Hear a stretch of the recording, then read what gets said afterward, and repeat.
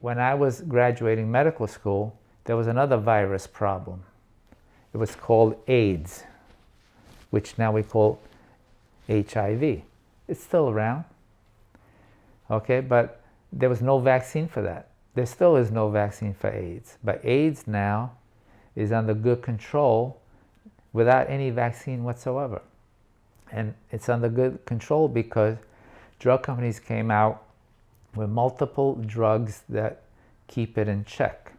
So very few people that get HIV now die from AIDS, as opposed to when I was just graduating medical school or starting my practice.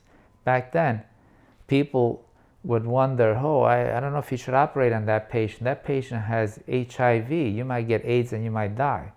But we didn't stop seeing patients just because of HIV. We don't stop seeing patients with COVID because we might catch it and die. It's part of the job. I think at first it really did feel like a scare, but then none of us were really experiencing anything, so it seemed too far away to actually be of a concern to us. And then within a split second, a SARS-like virus, which has infected hundreds in China, has now reached the United States. Everyone is COVID positive in these hallways. All you hear is oxygen. Current hospitalizations, 137 out of 729. That's 19% of the cases.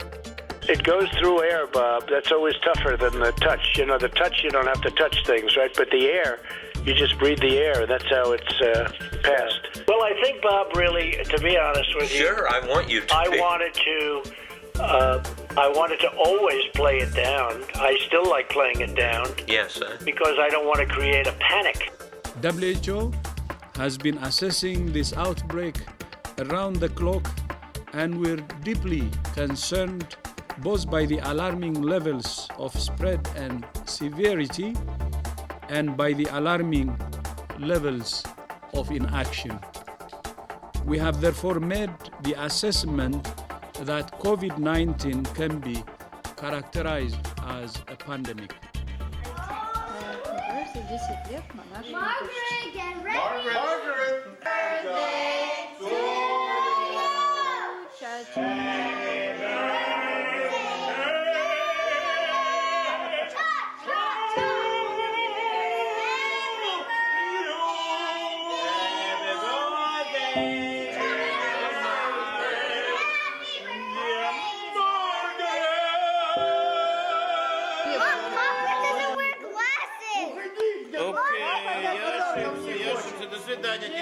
Вы не хотите подарки? Santa Claus.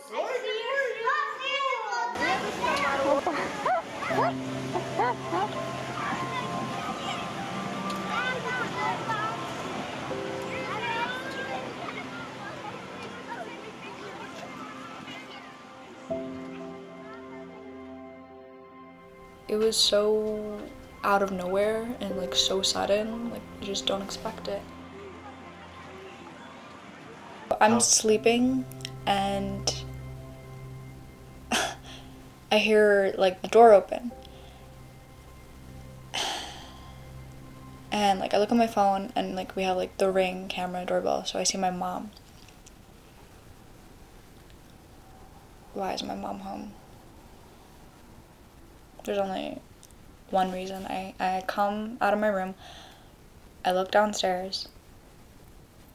There's like two of her friends there from her work. She's sobbing. And I look at her and I go, no. And like I scream like no. And it was like a literal like scene from like a movie. It was like, you know, like I run down and I'm screaming, okay, this is weird. No, I didn't say that. Like, this is weird. But like, I don't know, it's just like, you know, like you're screaming no because you can't believe it. I think, as with most people, like even to this day, like, I think, I don't know, like, I feel like denial and like,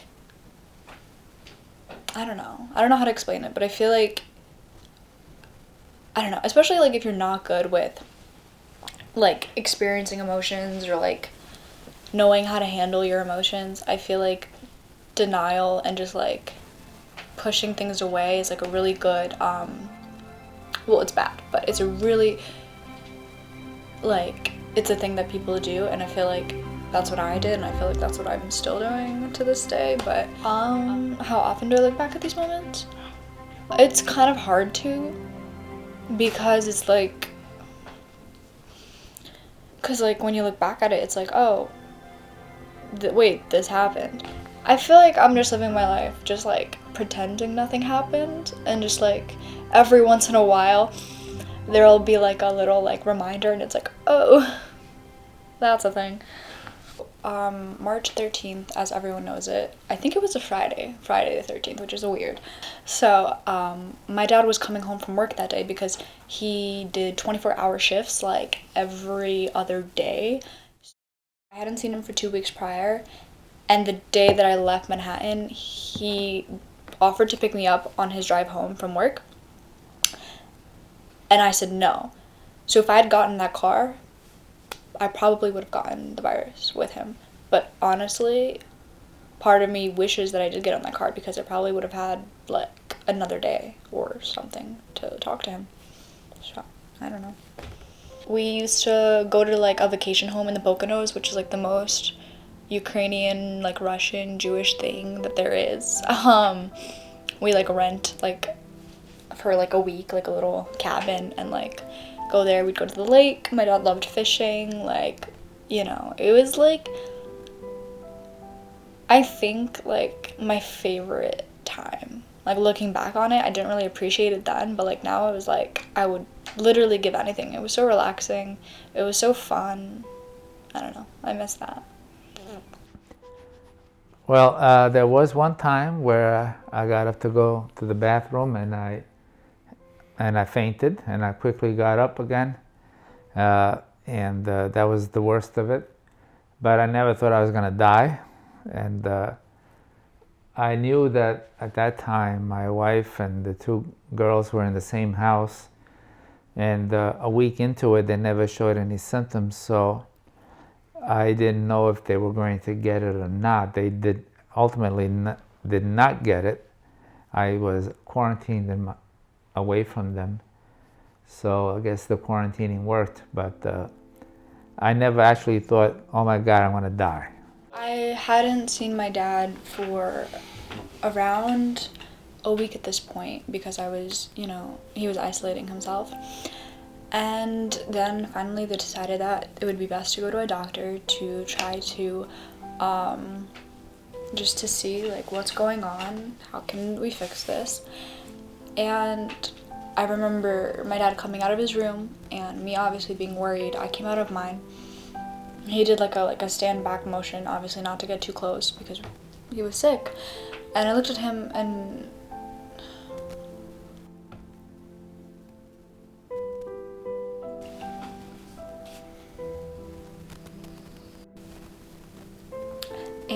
he looked really like confused and scared and not like him. And yeah, and then I said good luck, and I think I said I love you, and I think he said something along those lines. I was exposed at the hospital. I don't know where I got it from, whether I got it from a colleague, a doctor, a nurse, or a patient.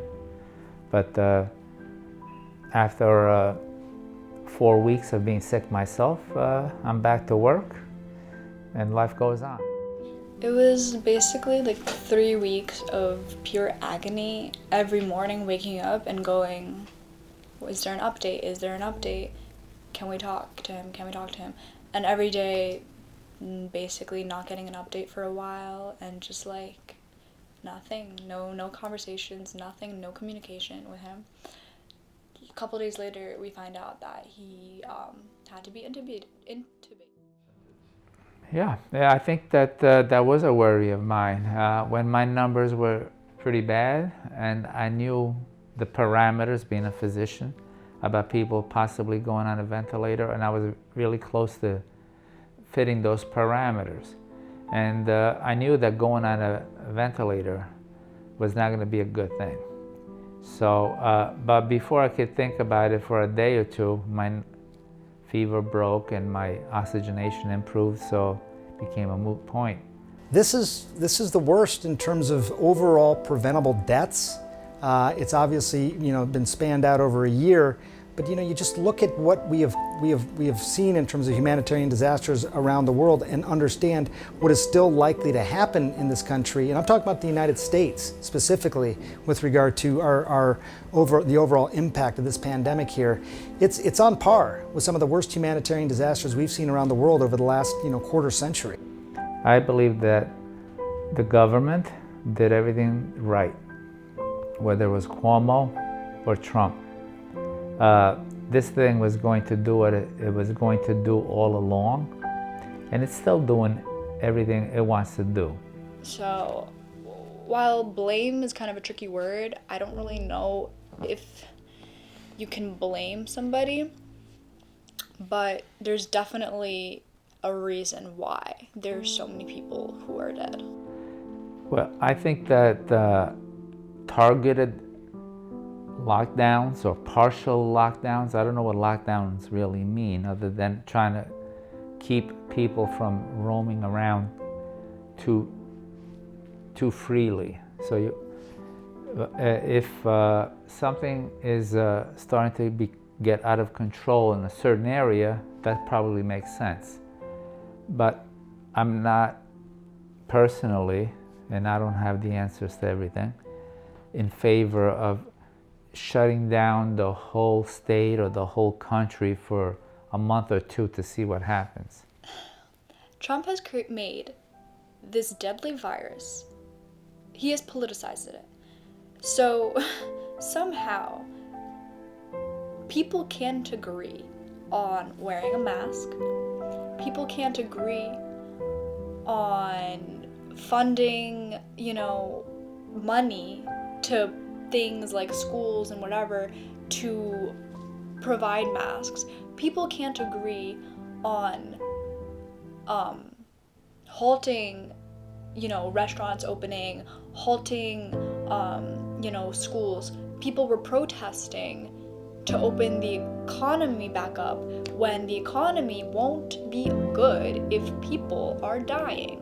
I know that he waited in the ER for 2 days because they couldn't find a bed because there were so many patients. It was overcrowded, there wasn't enough room, so I know how he had to wait for a bed. And I was texting him every single day, every single night. I was trying to call him, but it looked like his phone was off.